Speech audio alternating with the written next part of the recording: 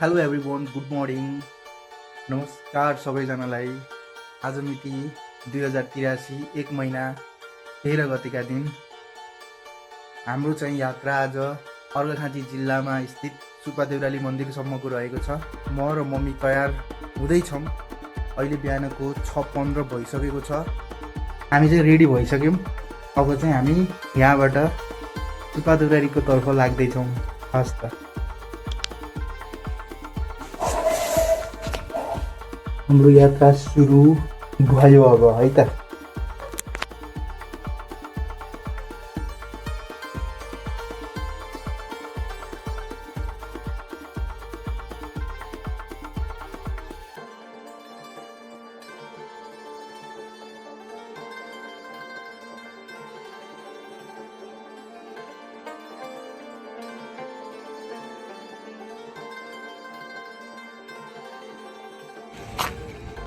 अहिले चाहिँ हामी गोरुसिङे आइपुग्न लागेका छौँ।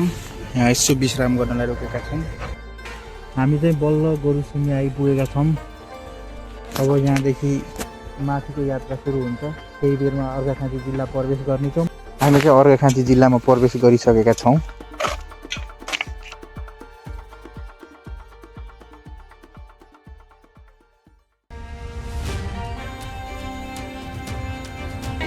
लाइनमा छौँ। सुब्बा देउराली आइसकेका छौँ।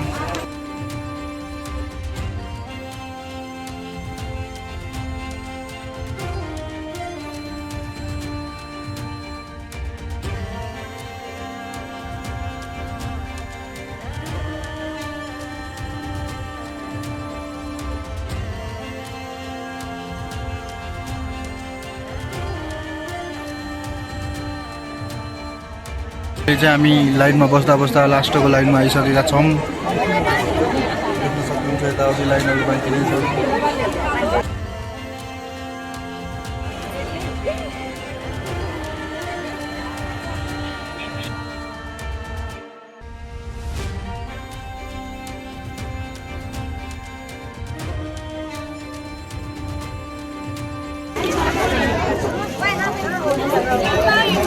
भर्खर पूजा गरेर बाहिर आइसकेका छौँ। सुब्बा देउराली माताले सबैको रक्षा गरौँ।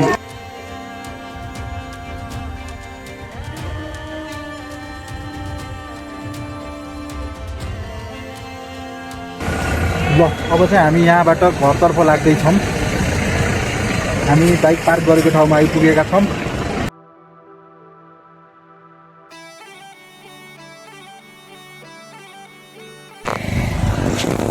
ल, अहिले चाहिँ हामी यो अमराईमा खाजा खाएर अब लाग्दैछौँ है त।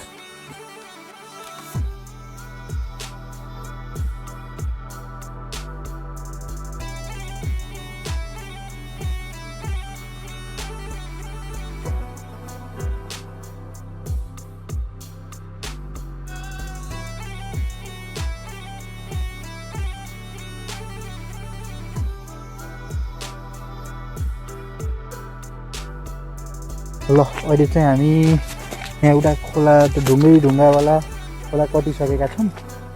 यस्तो विश्राम गर्दैछौँ। हल्का ज्यान दुखे जस्तो भएर मम्मी पनि एकदम एक्साइटेड हुनुहुन्छ। अहिले चाहिँ पानी पर्ला पर्ला जस्तो भइरहेको छ। मैले अघि भने चाहिँ आउने बेलामै भने चाहिँ पानी नपरिदियोस् हामी घर पुग्दासम्म भनेर, नपरिदियोस् सधैँ पनि, हे भगवान्।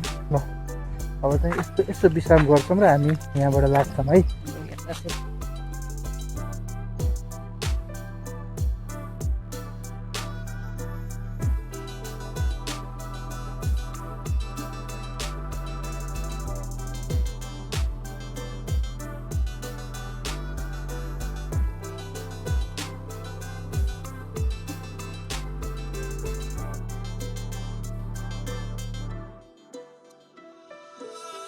ल, अहिले दिउँसोको 2:39 भएको छ र हामी गोरुसिङे आइपुगेका छौँ। हाइवेको अवस्था यस्तो छ, धुलो धुलो छ। अहिले हामी यहाँ जुस पिउनको लागि रुकेका छौँ।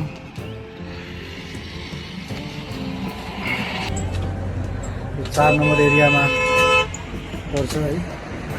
भर्खर पुल तरेर गाडी आयो, लामो पुल तरेर।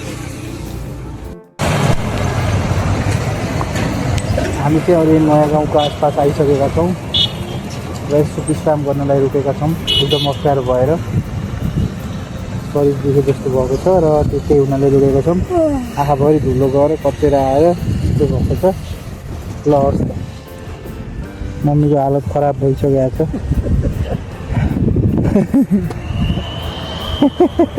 ल है हस् त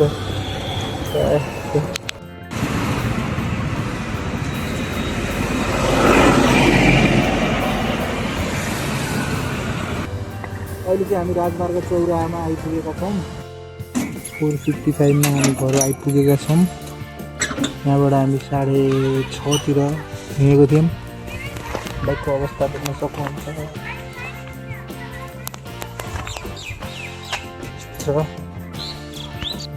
हामी चाहिँ भर्खरै घरभित्र आइपुगेका छौँ यस्तै छ हाम्रो अवस्था होइन सकुशल यात्रा सफल भयो अहिले चाहिँ एकदम गाह्रो भयो बाटोको अवस्थाले गर्दा निर्माण कार्य भइरहेको रहेछ हामी चाहिँ बिहान यहाँबाट